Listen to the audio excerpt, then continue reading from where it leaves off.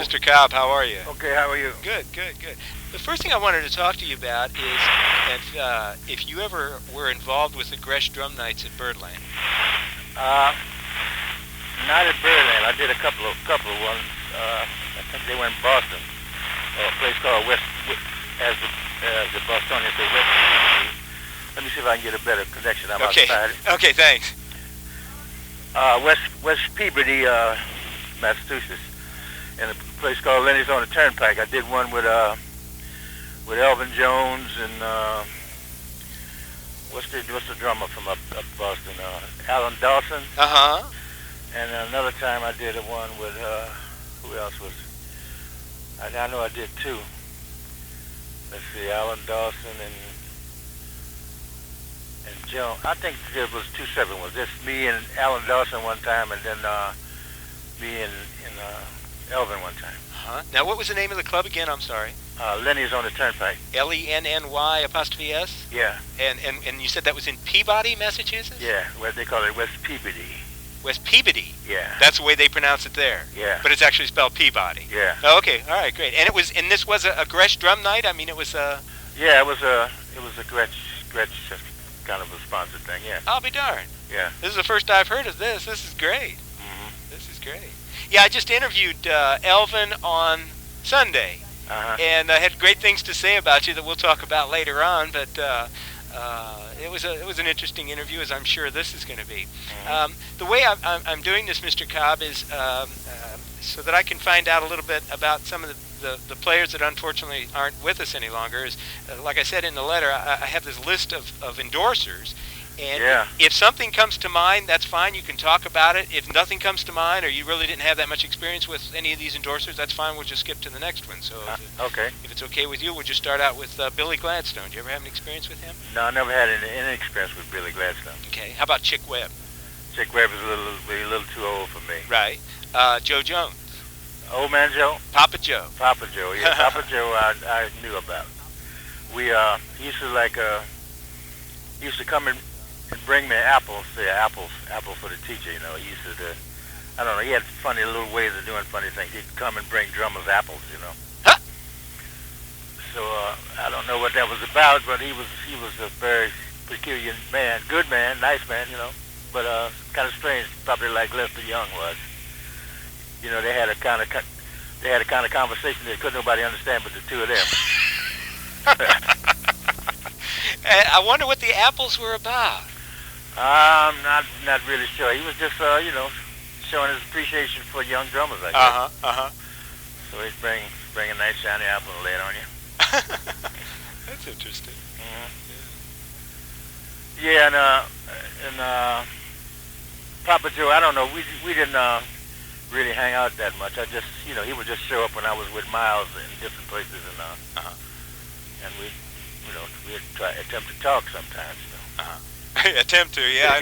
I understand what you mean there. Yeah, I took some photographs of him, stuff. I think I got one around here someplace. It's a pretty good one too. I'll be doing.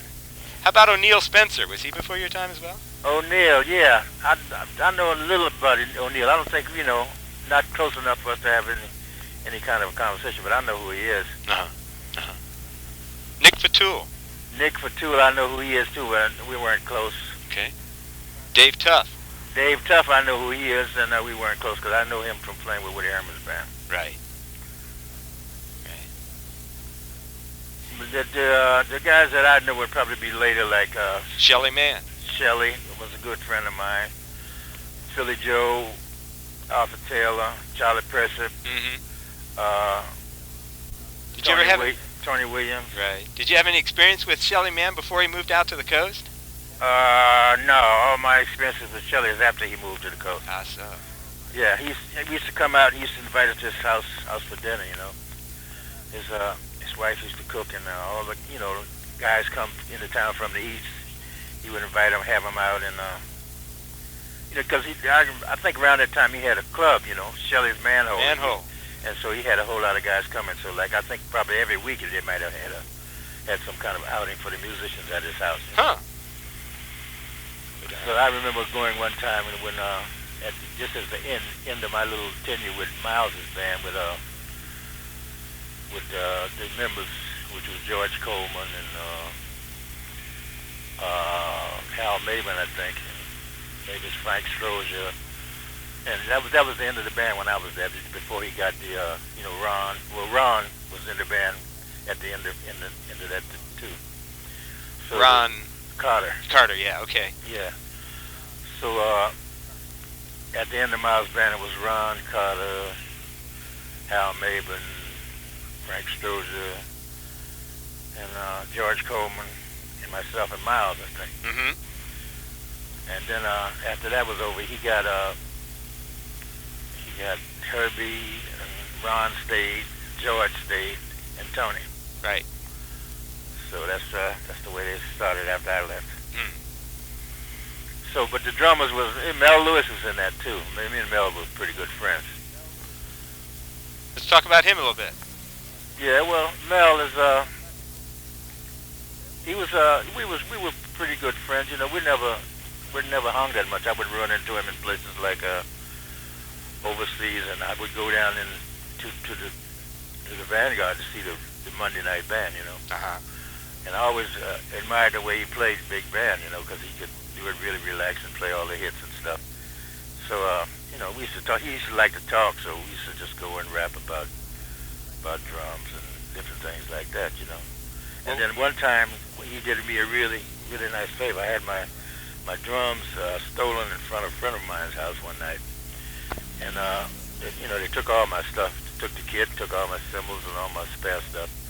So he gave me a couple of cymbals, and he gave me about 4 cymbals, you know, to start back.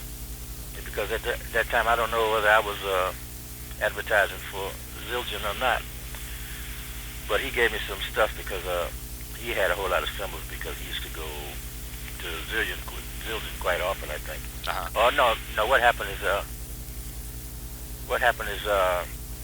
Gretsch used to sell K cymbals. Right.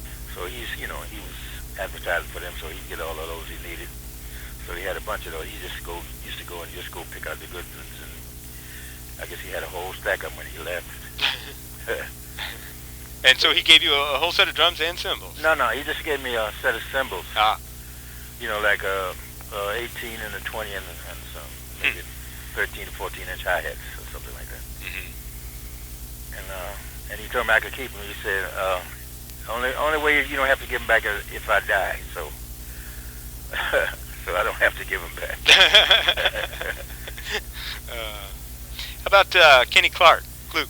Kluke, yeah, Kluke I knew pretty good because one time I had an occasion to get a job for him. He had gone to Paris once, you know, and he came back and he started out with the Modern Jazz Quartet, and then I think he quit that because I don't know, for whatever reason. Then he went to Pittsburgh to stay. Yeah, that's where he's from, you know. He went home. So at the time, I think I was working with Earl Bostic's band, and we went through Pittsburgh, and I saw him up there, and he was talking about he wanted to get out of Pittsburgh. And I don't know, I think we were probably working opposite Cootie Williams' band, which was a thing that at the time the office used to send, the office used to send 2 of their attractions out together. Like this time it was Dinah Washington, and this time it was Cootie Williams' band, you know. So like, just to make a long story short, Cootie needed a drummer, so and I told him Kluke lived in town, and he was a good drummer, so he hired Kluke. And I think Kluke worked with him about 2 weeks, long enough to get to New York. You know, he toured back to New York long enough to get to New York so he could get his bearings straight so he could go back to Paris. So that's what happened, you know. He made that gig for as long as he needed to make it, and then he went back to Paris, and that's where he stayed till he died, you know. Now, you were with Washington at the time, Dinah Washington? Yeah, I was with Dinah Washington. And so the other band needed a drummer, and that's, I see. Huh? Yeah. Why do you think he had an attraction for Paris? What was Kluke's attraction for Paris? Did he ever talk to you about that? Well, no, you know, he was treated more like a man in Paris. He was treated more like what, I'm sorry? Like a person in Paris, you know, like the American musicians were treated pretty good in Paris, you know. He had a whole lot of expatriates who, yeah, and he could go there and work, you know. I guess he had established some kind of a friendship from when he was there before. He probably learned how to speak a little French, and he figured he could make it there. So he did. He made it there. So he went there. I think I don't know if he's got married, but he was there, and he had a relationship with a guy that had a band, and they were working together. Francie Bolin, I think his name was, something like that. Bolin, I think his name was. And they had a partnership band that they worked for a long time, man. I don't know how long, but he was doing very well. Then they opened up a drum school, I think. Right. To both of them. Right. So he was doing well in Paris. How about Shadow Wilson? Shadow I knew a little bit too. Just as I got to come to New York, Shadow was working then around places. I remember seeing him a lot with Monk. Shadow used to work with Monk. I think he was working with Monk one time when Coltrane was there. And I used to see Shadow quite a bit at that time. Quite a player. Yeah, he was. Yeah, I loved the way he played. How about Louis Bellson? Louis, I know about, but I haven't been that close to him. Right. But I've seen him. I saw him in Duke's band and some bands he was in. I think we went overseas on a package once together for somebody like Norman Granz or something, who had about 70 musicians in 4 different categories of jazz music. Like the swing, the modern, and the traditional, and something else. And we was about 70 people, I remember, on that flight going over there. And Louis had this, I think Louis was like the leader of a Japanese band or something, And when we got there, we all went off in different directions. I remember Gene Krupa being on that too. So it was a whole lot of people. Denzel Best. Denzel, I knew pretty good because I remember him playing with George Shearing. I used to love the way he played brushes, and he could just sit there and just play brushes all night and swing that little group that much. And he was a very sweet guy. He would talk to you. I was a young guy, and when you talked to him, he would talk to you, and he was a very nice guy. That's what I remember about Denzel. Lost art the way he played the brushes, as I understand. That's right. How about Don Lemon? Don Lemon, I didn't know as much before. I knew that he was in Woody's band. I loved the way he played in Woody's band, because I think I was still in Washington when he was doing that. I left Washington when I was about 21 years old in 1950. So I think around that time, that's how come I knew about that other drummer you mentioned too. Dave Tough?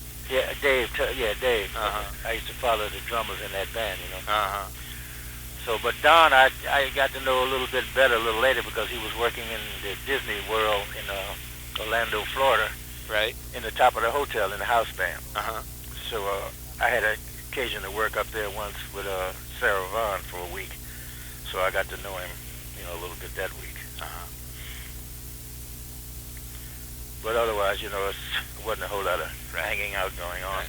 How about Art Blakey? Art Blakey I know pretty good.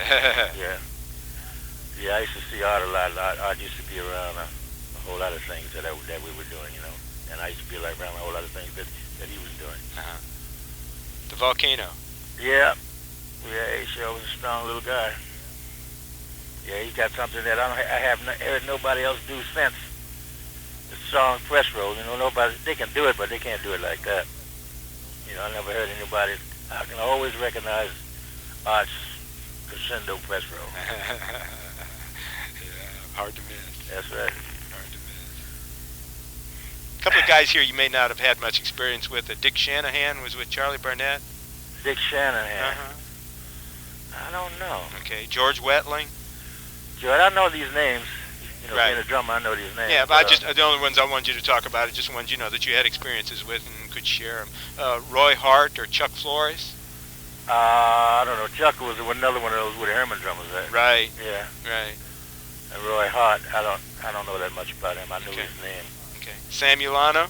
Sam Ulano, I know because I used to go by a lot of his books and listen to him talk.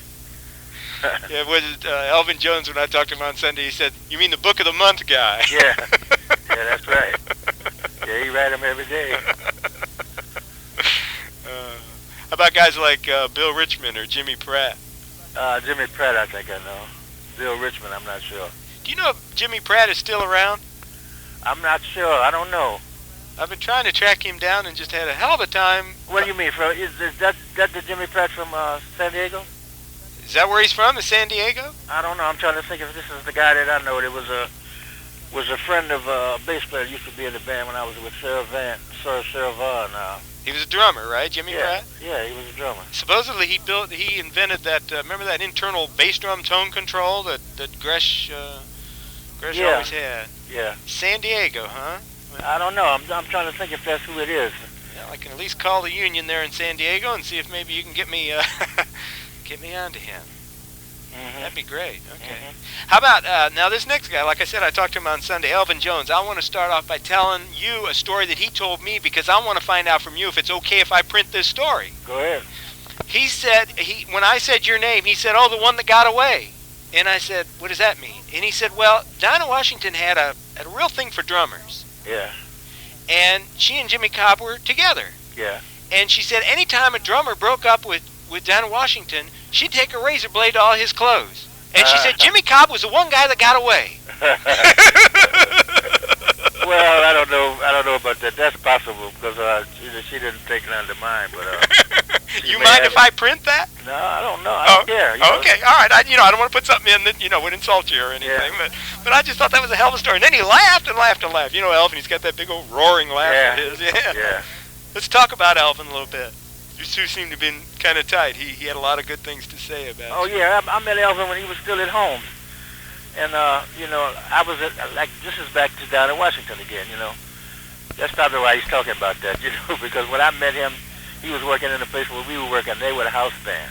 What place was that, Jimmy? This is a place called the Bluebird, or it was either the Bluebird or the Crystal. I think it was the Bluebird. In New York? No, it's in Detroit. In Detroit. Oh, Yeah. Oh, you're talking about when he was still with his family. Yeah. Yeah, okay. I'm talking when he was still home. Uh-huh. So the band was Elvin, Yusuf Lateef, Barry Harris, and Alvin Jackson. Uh-huh. Alvin Jackson's bass player is Milt Jackson's brother. Uh-huh. So that was the house band. And our band was, we trio with Dinah was Keter Betts, Wynton Kelly, and myself. Who was the first name? I'm sorry. Keter Betts, Keterbetts. Okay. Keter Betts, and so that was our band. So that's when I met them, and he was playing almost the same way then, as he is now. I said, "Whoa, wait a minute, what is this?" So then after that, he left and he got famous. He contributed something to the way the drums were played, which is beautiful. Yeah. He changed a whole lot of guys to style them around, and the younger guys, He changed their style around, yeah. Yeah. So then we used to meet every time I see him. We just try to pick each other up off the floor, What do you mean by that? I mean, just some strength bonding, just stuff. Yeah. These guys do. Like you see the basketball games, the guys go bump each other's chest. Yeah. Or something. We just try to pick each other up off the floor. That's all. Yeah, he sure laughed a lot when he talked about you. I guess you two used to clown around quite a bit together. Yeah, I used to see him I used to be in San Francisco. We'd be there at the same time. He would be with Coltrane, and I would be with Miles. Uh-huh. And we'd get off, and I'd go up there, and we'd hang out, and somebody would tell me, say, "Well, Elvin just went to a party," So they were saying that Elvin was over there at a party, and he went right from the gig to this party. He was sitting there dripping wet. So finally I got to the party, and I went and I saw that. I say, "Come on, Jones, you scared me to death like that. Drummers get pneumonia, and all that stuff." So I asked the guy that was giving the party if he had any dry stuff that he could give Elvin to put on. Because Elvin used to get so wet he could go in the bathroom and wring out his pants. He still does. I know he does. So it's amazing that he can live this long. That's true. In all these different climates, perspiring like that. Mm-hmm. So it frightened me, and it made me scared because I love him. I didn't want to see nothing like that happen to him. Yeah, really. So what club were you playing in San Francisco? The Black Hawk or what? Yeah, we were in the Black Hawk, and they was probably playing at the what is it? Modern Jet. What is that thing up on the hill there? I can't think of what it was now. But it was only 2 clubs in town. Actually, it was one across the street, but it was like a piano place, you know. Where this guy usually wrote the music for Charlie Brown used to play over there. Vince Guaraldi. Vince Guaraldi? Guaraldi, yeah. Guaraldi, huh? Yeah, he wrote the music for Peanuts, I think. Huh. I didn't know that. Yeah. And he played at which club now? The one that was across the street from the Black Hawk? No, the one that was across the street from the other one. What was it? I'm trying to think of the name. I can't think of it either. You know, neither one of them are here now, but I hear about it talked. You know, people talk about them all the time, but I can't think of the other. But it'll come to me anyhow. I'll just put that in the book. But yeah. Huh. Yeah, so, you know, I used to see him like that. And another time we got together, we came, he was coming from someplace and I was coming from someplace, and we both had to go do this drum thing. So, I don't know if some kind of way we got hooked up, but I might have brought him back from the airport because I think I had my car parked there, and I took him to the hotel where he lived on 23rd Street, you know. This is in New York City? Yeah. Yeah. So, you know, we should have little light hangs like that. I just deposited it there and split, you know, we didn't hang out. Right. How about a guy by the name of Sam Woodyard, played with Duke? Oh, yeah, I knew Sam. You know, not that good. I knew he played with Duke. We never hung out that much either. Because, you know, during those times, those guys were gone most of the time. You know, there was a whole lot of work being done with those bands, and they would be, like, on the road, you know. Mm-hmm. And we'd be going off in different directions unless we had a gig together someplace, you know. Did you ever see him play? Yeah. What do you think? Tell me about his playing. Oh, he was a fiery little teeny guy, man, with a big sound. Huh. You know, I don't understand. Well, I still don't understand how a guy can be that small and come up with that big sound, you know. Uh-huh. But he had that big sound, and he had good chops and everything, you know. And he had a good beat. I remember his cymbal beat, you know. Yeah, a lot of good ones are still. Fortunately, they're on record. You can hear some of the great stuff he did. Yeah. How about Max Roach? I know you got plenty to say about this guy. Oh, Max, that was my man. I tell people now. In fact, we were in Perugia one time. You know, I used to teach out there. The place they named the Charlie Parker College. You know, they used to have drummers come from all over Europe. Yeah, so they have a festival up there in the summer. I think they extended it to the winter by now. But I'm back to Max. I told him, I said, hey, we were just standing around talking, you know, and somebody came up with a camera. I told him, hey, man, take a picture of us, because I need a picture with Max. And then while we were standing up there posing, I told him, I said, you know, when I was a kid, you was my idol, man, the most famous, you know, drummer that I knew. I said, I had a picture of you and Roy Rogers on the wall. so he fell out, he called me some funny kind of name. So I was putting him on, you know. That's great, Roy Rogers. Boy, put those two together, Max Roach and Roy Rogers. Yeah, you were young then. Yeah, that's right. So, you know, but then I remember first few times I came to New York, you know, just visiting before I even was thinking about moving up, just come up to hear some music, you know, when I couldn't even go in the clubs on 52nd Street or something. I used to come up and, you know, Max would be working. And I remember a friend of mine from Philadelphia, Charlie Blackwell, we came up and we were hanging out with Max, you know. We probably just went and had coffee or something and walked around to a couple places. And I'll probably remember that the rest of my life, man. Because, you know, Max was my idol. Mm-hmm. And, you know, then a little later I met Joe, Philly Joe. Mm-hmm. In fact, he's the next one on my list. That's incredible. Yeah. He's the next one on the list is Philly Joe. Yeah, I met Joe. I was with Earl Bostic's band, and we worked in a club in Philly called 421 Club. And Joe lived in town, you know. Uh-huh. So I think Joe used to come by and check out all the bands. So he came by this time, and I think Earl invited him up to play. I think that's the first time I'd heard him, actually, you know, live. So he played and played so good. I said, oh, my God, this boy going to get this gig.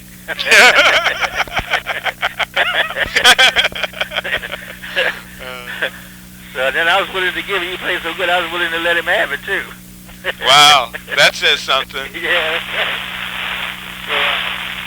So that's when we met. Then I met him some more in New York. You know, when he got with Miles and all that stuff. And I started to be around Cannonball.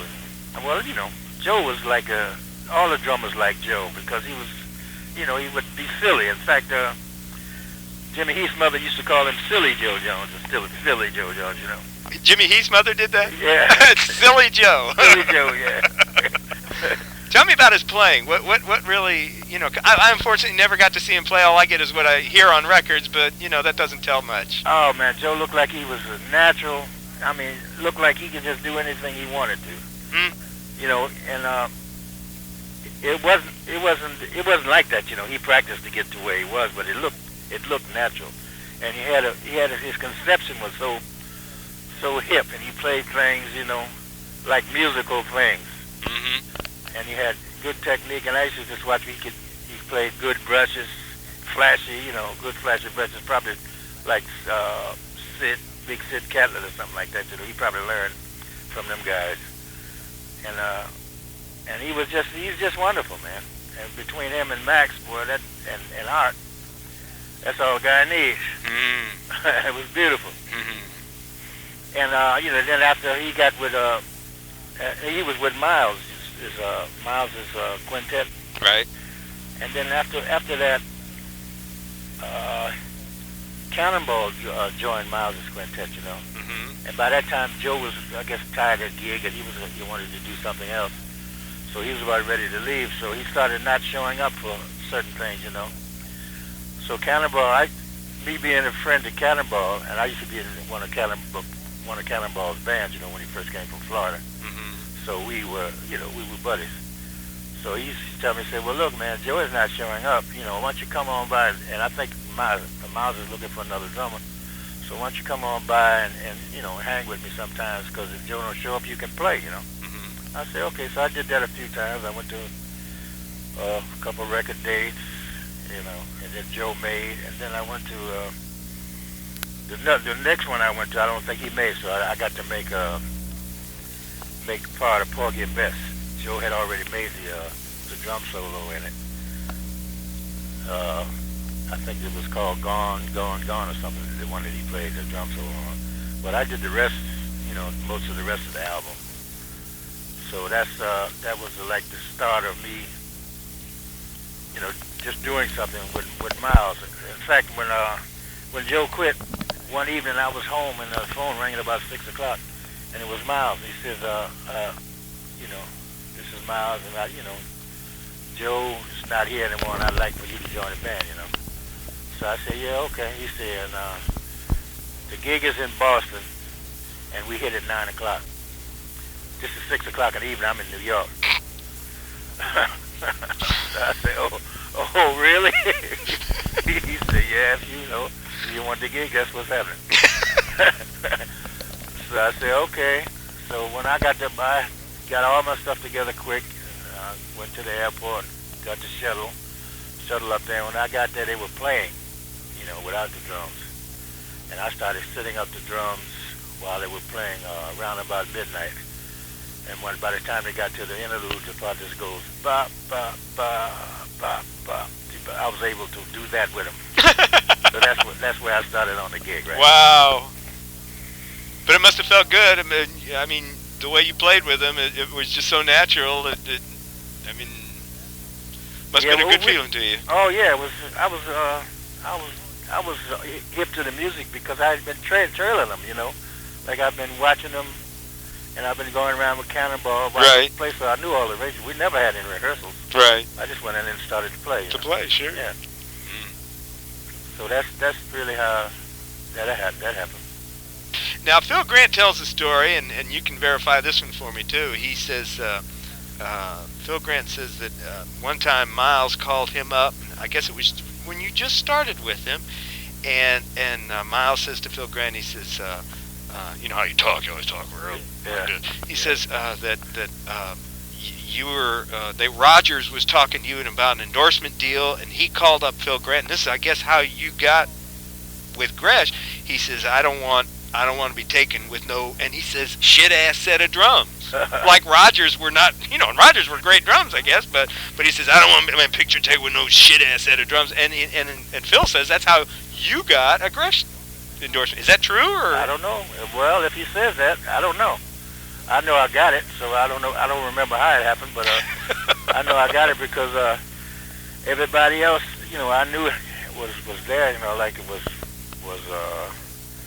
Joe, was Art, it was Charlie Person, it was A.T., and there was who was after Charlie Person? Arthur Taylor. Yeah. Okay. Right. And there was a bunch of guys like that. Was what I just told you gave me the symbols. Mel Lewis. Mel Lewis. Mm-hmm. And all the guys. All the guys. And Elvin. Mm-hmm. So I wanted to be with them guys. So that's the way I wanted to be. And evidently he wanted me to be there too. Mm. So that's a possibility. See, that's why I want to write this book, because no other drum company can say that. Mm-hmm. No other drum company had the fraternity like Gretsch did. Mm-hmm. That's right. And it wasn't the drums. It was the guys playing them. Yeah. And that's the point I want to make with this book. It's not the drums, it's the drummer. Yeah, because Buddy Rich used to play anybody's drums. Right, whoever would pay him. Yeah, just give me some money and I'll play these fellas. And there's nothing all wrong with that either. No. That's right. Business is business. I'm going to put that in the book now. Yeah, I think at about that time he was probably one of the only guys getting money. I mean, he's the only one who could say that, Right. Give me some money and I'll play these ragged fellas. As good as he could play, you couldn't tell whether it was good or bad. Well, all you guys, it's the same thing. I don't care what Chuck Flory says one time he went to see Philly Joe play, and it was at this strip club, and he said the drums were just terrible. He said you wouldn't even want to play on these drums. He said Philly played them, and they sounded like $1 million. Yeah, that's right. See, Joe used to practice on pillows. So like he could probably get some stuff out of some drums that other guys wouldn't get to just practice ordinarily. Because there you have to pick your hands up. Mm-hmm. And you have to make everything that you try. I mean, you really make it no bounce or nothing connected to it. Mm-hmm. So when you practice like that, I guess drums don't really matter. You got the things under your hands, Mm-hmm. So that club he's talking about, I probably know what that was, because I think that's where Joe used to be in contact with Lenny Bruce. Joe and Lenny Bruce was good friends. That's where it was, yeah. Yeah. So that's where Joe got this Dracula thing from, Lenny Bruce. Joe used to do a Dracula imitations, and he used to lay everybody out with it. He learned all of that stuff probably from Lenny Bruce. Because they worked in that club together. They was tight, and they was into some other stuff together too. So. I don't put much of that in the book. Good. But only because, and we'll talk about Charlie Persip. Charlie talked about it a lot, and he said, but I don't want you to write about it, because he said, not that I don't think it should be talked about, it should. Yeah. But he said, that's a different book. Yeah, that's right. He said, I don't want kids thinking that it's cool. Yeah. Because I did it, because it's not cool. Yeah. So, I don't write at all about it. There was only one time that I did, and then the guy said he didn't care if I did, and it was kind of a funny thing, so it wasn't anything that anybody would take as being, it's cool and hip to use drugs. Yeah. In fact, it was that same story. It was about seeing Philly Joe. He said, when all this happened, he said, I had just had a joint, and he said, I was high. So he says, it must have been the dope. So he says, I came back the next Sunday, just straight. He said, I didn't have any dope. He says, he did it to me again, exactly the same thing, just blew me away with these old ragtag drums. That's right. So he said, I knew it wasn't, the drums, it's the drummer. And that's kind of like I said, what I want to make this book about. Yeah, that's it. You can do it, man. Like I've been forced into some situations like traveling on the road with Nat Adderley. I don't never take a set of drums, So I have to take whatever's there. So that means I have to, whatever it is, however it is, I have to give it up because the guys are expecting a certain level, Mm-hmm. So I have to I concentrate on how sad the drums are. It might make me work harder, but I still got to give up something, Like I heard a fighter say something about bring more to the table. That's just a little cliche about upping your abilities, I guess. what a fighter says. Yeah. A prize fighter you're talking about. Yeah. I think it was Evander Holyfield. He was talking about fight somebody like George Foreman or something. Who outweighs him by almost half. As much, you know. Yeah. Yeah. Huh. How about the guy that replaced you, Tony Williams? Tony. Oh yeah, me and Tony good friends. Tony. I remember one incident that Tony, when I was in Boston, you know, shit, it might even been no, it might have been another time we went back to Boston. Tony's daddy brought him in because he wasn't old enough to come by himself. Right. And he kept asking, you know, he was one of those child prodigies, and his dad used to bring him around every place to, you know, to try to get him to play. So he kept asking Miles, could he play, you know, Miles, because he kept telling him to go down and sit down and listen, you know. So, you know, later on, when he moved to New York, the guy that was like the road manager and Miles' lawyer was tight with him, you know, so when I was getting ready to leave, he got him in the band. So Miles never let him sit in? I don't think so.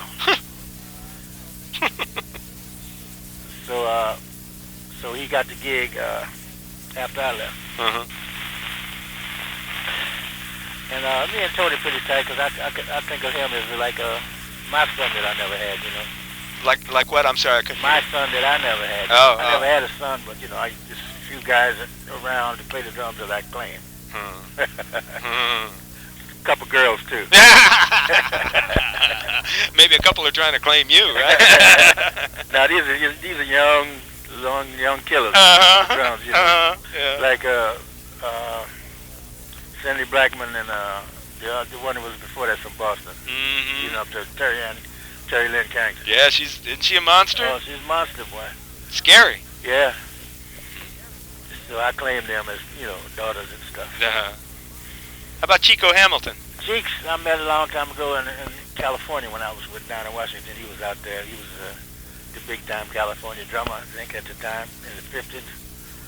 Chico was the name in California. You know, so I met him there. I can't even remember who he was playing with. I think he had a band with it's a saxophone player that lives out there. They used to work in the studio a lot. And he had a strange kind of combination band, you know, like maybe cello, and I mean it was different, you know. It's a sophisticated band, kind of band. And I can't remember who all the guys were. You keep up with him at all? Oh well, yeah. Lately, I mean, in the past couple 2 or 3 years, we used to work in a music school in New York. A place called the New School. He might still be there. He's still there. Yeah, I've been trying to get him to do this book, but he won't return my calls. I guess maybe he's just not interested in doing it. Well, no, he's probably busy. Yeah. Because I don't know how many days he went, but I had a rhythm class one day a week, and I had all the guys in the school in there. You know, used to come and we used to hang because it wasn't like about teaching academically. You know, it was about just getting some guys in the room to play together, playing the tunes that they wanted to play, and like that, and playing with me. You know, so that's what we would do, like from about 3 to 6 every Monday. So I did that for about 2 or 3 years, and then it got so that I'd sign up just to sign the contract to go do it, and then I would be working. I was working with Nat Adderley, you know, and we would be gone so long that I never got a chance to be there. So they figured they needed somebody who was going to teach the class that was going to be there, so they got somebody else. So that was the end of that because I couldn't do it. Sure. Next two guys you may not have had much to do with, Jake Hanna or Charlie Perry? Charlie Perry I didn't have too much to do. I should see some of his books. I got a book up here that he co-wrote with Jack DeJohnette that I look at as a very hard book. I look at it occasionally. And but Jake Hanna is a friend of mine. I like Jake. We read a long time ago because he liked the girl that I was going with at the time. Well, he just thought she was cute. So we got together like that. And I remember him from California. Jake was a good drummer from California. Yeah. He used to do a lot of studio work out there too. So, and then I remember another thing happened. We was on a boat ride together. You know, like one of those jazz boat rides. Cruises? Yeah. Uh-huh. One that went from New York to the Bahamas to Bermuda and back to New York. Took about a week. Uh-huh. You know, had all kind of bands on it. You know, like Count Basie, Joe Williams, and Sarah Vaughan. I mean, you know, all the big time people. You know, it was great. Right. And I met him on one of them things, and we got off, and they had a house band on there, I remember. And the house drummer had been on there so long, he was sick of it. So he said he was going to take about 2 weeks off to get his land legs back together or something, you know. So what's name took the gig for 2 weeks. Huh? Yeah, Hannah. Jake took the gig for 2 weeks. Huh? Yes, because he liked it, you know. He liked the boat ride and stuff so much. I'm a darn. Uh-huh. How about Sonny Payne? Sonny, I knew. I used to love watching Sonny play, man. Sonny was great. Sonny, for me, was the greatest, one of the greatest people I ever saw play with the Count Basie band. You know, I mean, for his flash, he had good chops for the band, and he seemed to me he fit perfect there. For his size, you said he had good chops? No, I'm talking about just the way he played. Yeah. You know, he had good chops. His daddy was a good drummer too, you know. Huh. What is it? The one that had did you know this guy that had used to play on a motorcycle seat, bouncing up and down? Uh-uh. Well, that was his dad. I can't think of what his name is now, but he might even still be living. Damn, you get this old and your memory goes. Oh yeah. Yeah. Sonny was. I was fortunate enough to see him play. What a player. Oh yeah, he's great, man. Flashy. Yeah. Then he went with Harry James. Oh, I didn't know that. Yeah, he went with Harry James after Basie. In fact, he went right out of Basie to Harry James, who was playing Basie's music anyway. And then he went to I think he did it with Frank Sinatra for a minute. How about let's talk a little bit about the fella just passed us, Art Taylor. Art Taylor, yeah. Well, Art Taylor was one of the young. I think he might be the only New York drummer born in New York that I knew when I first got here. Uh-huh. And they all lived in a certain place uptown, like they call it Sugar Hill. And all the guys used to live up there. Jackie McLean, Sonny Rollins, you know, just all the hip young New York musicians lived in that area. And that's when I met him when I came to town. I met him because I used to hang out with a guy that lived up in that area, you know, and he lived there too. And me and this particular friend of mine, his name was Phil Harris, was a drummer. And he used to give lessons, and me and him used to hang because he lived pretty close to that. That's how I met A.T. Then a little later on, A.T. was with Miles, and I used to go and hear him play. You know, I used to follow Miles' band around, probably like everybody else did. Right. But this was after you played with him, is that correct? No, this was before. Oh, okay. Yeah. A.T. made he probably made that album Plus 19. You know that album? No, I'm not familiar with that one. Yeah, well, it's an album that Miles did a long time ago with some Gil Evans arrangements. And it was a very, very good, controversial album. So you took over from Taylor, is that correct? No, I took over from Philly Joe. Oh, okay. So Taylor was before Philly Joe? Is that how it went? No, Taylor was in between there somewhere. I think Joe would work, and then... No, I don't think Arthur was before Joe. I think Joe was probably before Arthur. And then Arthur came in between sometime when Joe was taking hiatus. Right. And then he got out of it because, I don't know, for whatever reason. Uh-huh. How about Charlie Persip? I got to interview him. What a great guy. Got to see him play, too, while I was in New York. Oh, yeah, Charlie was amazing. I used to see him with Dizzy's band. The first time I noticed him, he came with Dizzy Gillespie's big band. And he blew me away, man. She had all kinds of chops. And I was wondering where he came from. Yeah.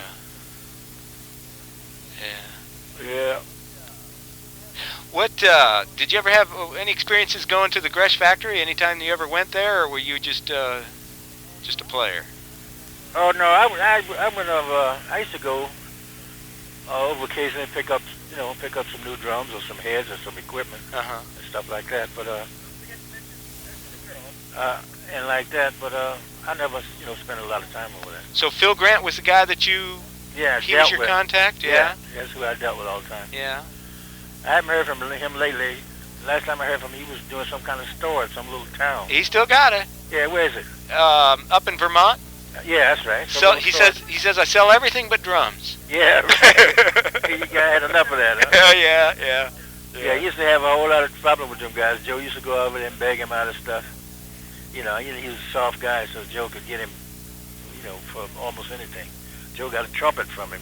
Joe didn't play trumpet. Joe who? Philly Joe. Philly Joe, is that a fact? Yeah.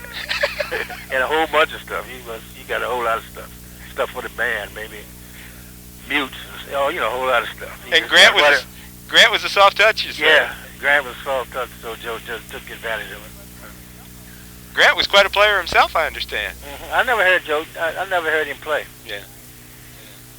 But I had assumed that he was a drummer, from the conversations we used to have. Right. Yeah. Well, listen, Mr. Cobb, I'll let you go here. I certainly appreciate you taking the time here. I know you're going to be jumping off on tour, so... yeah, tomorrow I got to go. That's what I hear. You're going to France. Yeah. How great. Yeah. How great. Well, again, I really appreciate you taking the time out today, and when I get this thing put together, I'll send you out a copy of it. Okay. Thank you, man. I appreciate it. All right, Mr. Cobb. Okay, baby. Thanks so much. All right, bye-bye. All right, bye-bye.